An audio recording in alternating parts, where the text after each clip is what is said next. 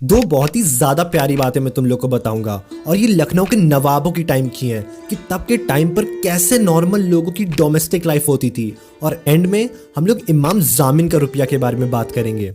Number 1, जो old servants होते थे, यहाँ तक कि जो तुम्हें सर्व भी नहीं कर सकते हैं, उनकी तरफ their masters were very kind. Number 2, there was a strong believe in charity, जैसे भूखे आदमी को खाना खिलाना, वीक आदमी को सपोर्ट करना, ट्रैवलर्स को शेल्टर प्रोवाइड करना, clothing the naked, protecting the fatherless, लोगों के दुख दर्द सुनना। और अगर हम लोग हाउस होल्ड और फैमिली की बात करें तो जो घर के मालिक मालकिन होते थे उनको बहुत रिस्पेक्ट दी जाती थी।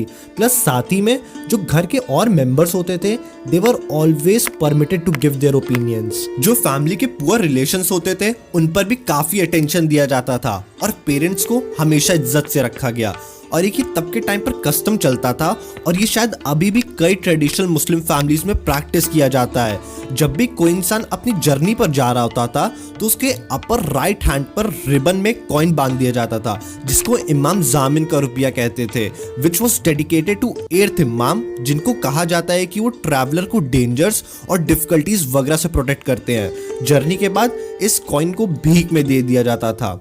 लखनऊ का culture and it's stories they always put a smile on my face. मैंने शुरू सिर्फ 2 बातें कहकर किया था बट मैं तुम लोग को और कुछ भी बताता हूँ। नवाब को जो भी लोग अपनी सर्विस से इम्प्रेस कर लेते थे या फिर नवाब जिन्हें लाइक करते थे वो उन्हें खिल्लत देते थे, which was a robe of honor or any other object of value which signified esteem। Generally 101 या फिर उससे कम खिल्लत दी जाती थी। एक रिसीवर की पर्सनल वैल्यू डिफाइन होती थी कि उसके पास कितनी वैल्यू की और कितनी ज्यादा खिल्लत्स हैं। द खिल्लत्स included swords, shields, close fitting short coat, ornamental turbans etcetera. खिल्लत्स नवाब की प्रेजेंस में ऑफर करी जाती थी और खुद नवाब कई सामानों में से एक सामान पर्सनली रिसीवर को प्रेजेंट करता था। जिसको खिल्लत मिलती थी वो नवाब को नजर देता था according to his rank and the value of खिल्लत रिसीव्ड।